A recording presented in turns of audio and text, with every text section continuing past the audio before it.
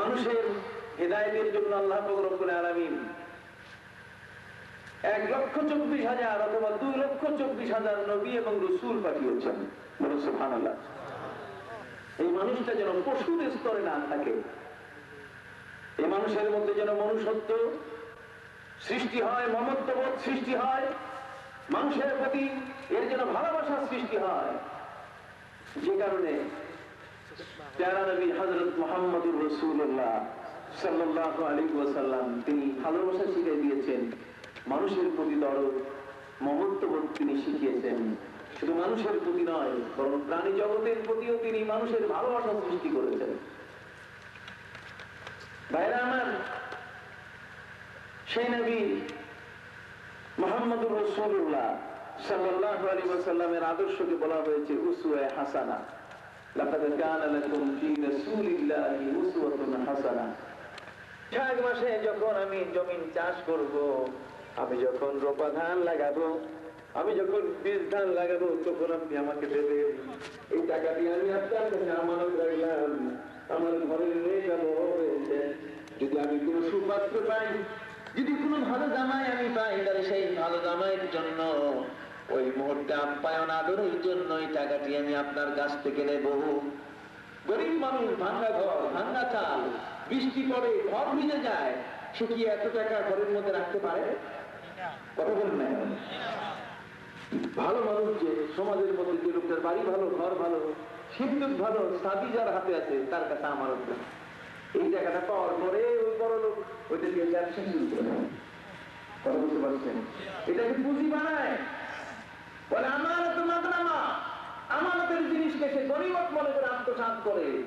গরিব বেচারা মেয়ের জামাই ঠিক করে অথবা ঘরের ধান কেনার জন্য যখন বড় লোকটার কাছে যায় যে আমার আমানতের টাকাটা দিয়ে দেয়, তখন ওই গরিব লোকটাকে দুর্বল মনে করে এত জোরে ধমক দেয়, কলিজা ফেটে যায়।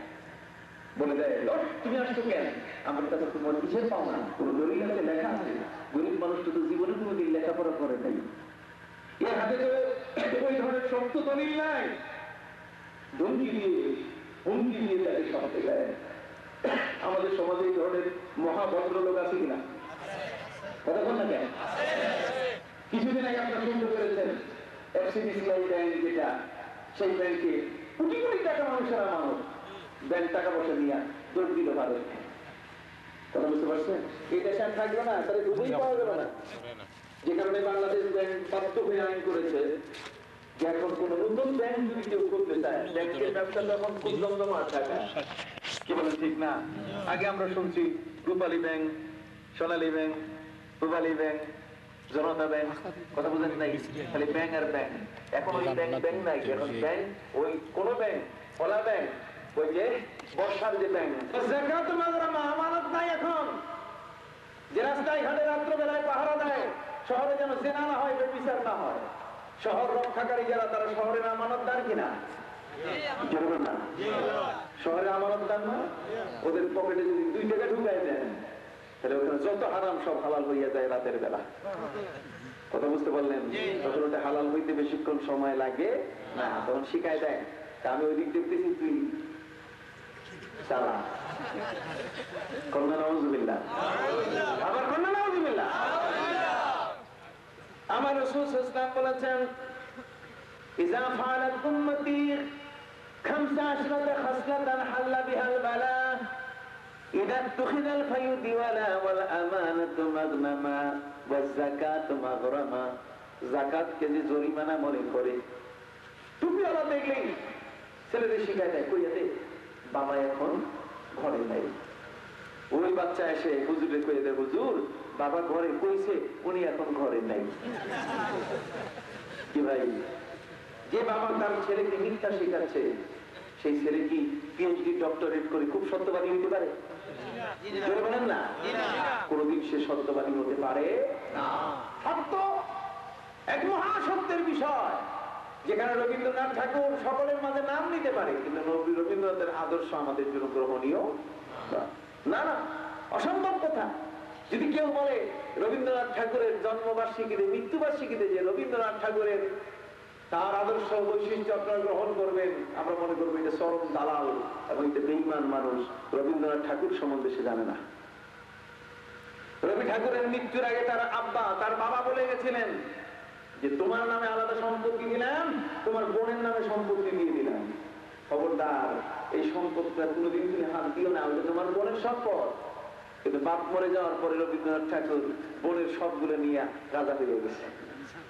যে বোনকে ঠকায়, কথা বুঝতে পারছেন, যে বোনের সম্পদকে আত্মসাৎ করে, সে কি বড় ভালো মানুষ? তার কি কোন আদর্শ আছে? জোরে বলেন না, তার কোন আদর্শ নাই। ইসলাম এক মহাসত্য, এটি কোনোদিন কাউকে খাতির করে না। যে কারণে আমি স্পষ্ট করে বলতে চাই, ইসলামের মহাসত্য, একজন ইমানদার ব্যক্তি যখন ইমানের উপরে প্রতিষ্ঠিত হয়, ওয়ালা তামুতুন্না ইল্লা ওয়া আনতুম মুসলিমুন, আল্লাহ নিজেই বলছেন যে খবরদার মুসলমান না হইয়া মরো না। আবার আল্লাহ বলেন, ইয়া আইয়ুহাল্লাযীনা আমানুত্তাকুল্লাহা হাক্কা তুকাতিহি ওয়া লা তামুতুন্না ইল্লা ওয়া আনতুম মুসলিমুন। আল্লাহকে ভয় করতে হবে, ভয় করার মতো। কোরআন শরীফে আল্লাহ বলেন, ইয়া আইয়ুহাল্লাযীনা আমানু দুখুলু ফিস সিলমি কাফা ওয়া লা তাত্তাবিউ খুতুওয়াতিশ শাইতান ইন্নাহু লাকুম আদুউম মুবিন। একজন ইমানদার ব্যক্তি তাকে পরিপূর্ণভাবে মুসলমান হইতে হবে, কি বলে ঠিক না? মুসলমানের মধ্যে একটা বিড়ালের যদি ঠ্যাং একটা না থাকে, বিড়ালটা কি পুরো বিড়াল হয়? এর নাম হয় ঠ্যাং কাটা বিড়াল। কথা বলেন না? কোন বিড়ালের যদি কান না থাকে, কানটা যদি কেউ কেটে দেয়, তাহলে বিড়ালটাকে কেউ বিড়াল করে ডাকে না, কান কাটা বিড়াল করে ডাকে। মুসলমান নাম তার মুসলমান, কিন্তু কাজ তার মুসলমানই না, এর পুরো মুসলমান বলা যায় না। হয়তো তার মুনাফিক হইতে হবে, নাহলে ফাসিক হইতে হবে, কি বলেন? একটা না একটা শব্দ তাকে বিশ্লেষণ, একটা বিশেষণ তার সাথে, ভালো অথবা মন্দ, একটা দোষ গুণ তার সাথে যোগ করে দিতে হবে। কথা বুঝতে পারছেন?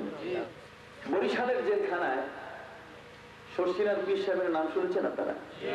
শশীনাথ পীর সাহেব উনি বরিশালের জেলখানায় আটকা পড়লেন। দীর্ঘ 18 মাস পর্যন্ত ওনাকে জেলে রাখা হয়। দীর্ঘ 18টি মাসের জেলে থাকার অভিজ্ঞতা নিয়ে একবার তিনি বললেন যে আমি এবং আমার সঙ্গীরা জেলখানার সেলে আমাদেরকে আটকায় রাখা হয়েছে। প্রতিদিন সকালবেলায় রুটি দেয় আর দুপুর বেলায় ভাত দেয়, চাল।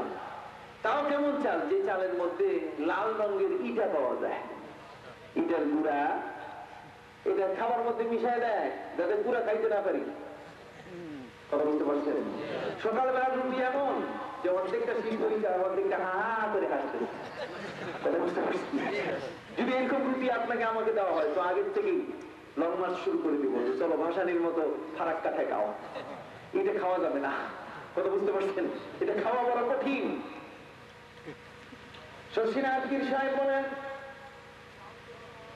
সকালবেলায় সেই হিহি করে দাঁত দেখাইয়া যে রুটিগুলো আমাদেরকে দেওয়া হয়, ওই রুটিগুলো খাওয়ার মতো নয়।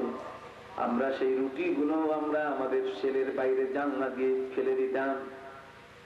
জানলা দিয়ে ফেলে দেওয়ার সাথে সাথে ওই খাবারগুলো কাকে এসে নিয়ে যেত। কাকের সাথে আস্তে আস্তে দুস্তি হয়ে গেল, একদিন নয়, 2 দিন নয়, 18 মাসের দুস্তি। কতদিন কর না কেউ ভাই সেখানকার এলাকার মানুষ আরো তাজা হওয়া দরকার। আপনারা আমার ওয়াজ শুনেন নাই আগে? কথা বলেন না, এত দুর্বল মতো নার্ভাস হয়ে বসে আছেন কেন? মনে হয় আর জীবনে কোনোদিন পাচার আসা নাই, পৃথিবী বোধহয় শেষ। কি বলেন? এই মজলিস থেকে আপনার বোধহয় উঠে যেতে পারবেন না, আমাকে হাসপাতাল থেকে স্ট্রেচার নিয়ে আসতে হবে, যে আপনাদের একজন করে বাড়িতে পাঠাই দেওয়া হবে। কি বলেন? একটু নাড়াচাড়া দেন না। নারায় তাকবীর। হইল না, এটা পর্যন্ত মাত্র 1 ইঞ্চি অথবা 1.5 ইঞ্চি উপরে উঠছে। জোরে করে নারায় তাকবীর, নারায় তাকবীর, নারায় রিসালাত, ইয়া রাসূলুল্লাহ, নারায় রিসালাত, ইয়া রাসূলুল্লাহ, আঞ্জুমানে আল ইসলাম জিন্দাবাদ, জিন্দাবাদ, আঞ্জুমানে আল ইসলাম জিন্দাবাদ, জিন্দাবাদ, আজকের মাহফিল জিন্দাবাদ, সফল হোক, সফল হোক। কি কোন আপনারা স্লোগান একটু পাল্টাইয়া ওদেরকে বলবেন না যে আমরা বিহারি না, কথা বুঝে গেছেন? আমরা বিদেশি না, আমরা বাঙালি। আমরা কি বাঙালি, আমরা বিদেশি না। বলতেছিলাম আমার রাসূল সাল্লাল্লাহু আলাইহি ওয়াসাল্লাম বলেন, এই সমাজের মধ্যে মানুষের উপর আল্লাহর গজব পড়া শুরু করবে। ওই গজব কোন বুজুর্গ, কোন পীর, কোন ওলি দোয়া করে ঠেকাতে পারবে না। আল্লাহর গজবকে দূর করার মতো কোন দোয়া দুনিয়ায় খুঁজে পাওয়া যাবে না। যখন ওই সমাজের মানুষেরা 15টা কাজ চালু করবে, কয়টা? এই 15টার মধ্যে একটা গেল কি? রিলিফের মাল চুরি করা। বহুত সাবধান। মেয়ে যদি বিয়ে দেন, জামাই যদি আনতে চান, তাহলে ওই ছেলেটা আমেরিকায় থাকে কিনা, কানাডায় সে গ্রিন কার্ড পেয়েছে কিনা, ইটালিতে গ্রিন কার্ড পেয়েছে কিনা, এগুলো দেখবেন না। দেখবেন যে ছেলে যেই বাপের, ওই বাপে মেম্বার ছিল যখন গম চুরিতে ধরা পড়ছে কিনা।